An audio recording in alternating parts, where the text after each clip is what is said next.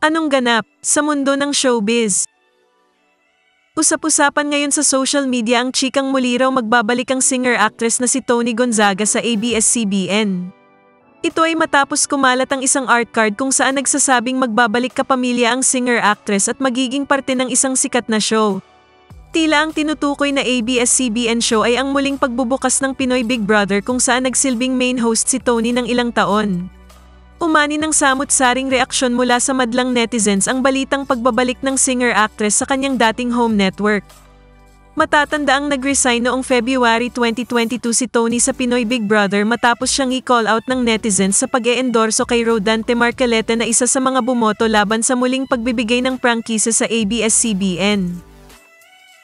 It has been my greatest honor to host PBB for 16 years. Today, I'm stepping down as your main host. I know Bianca and the rest of the hosts will continue the PBB legacy. Saad ni Toni sa kanyang Instagram post noon.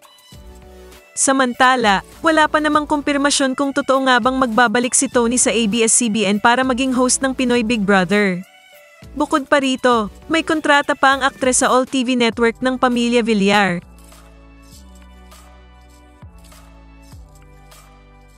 Kung nagustuhan mo ang content na ito, please consider subscribing. And don't forget to click share, like, and comment your opinion.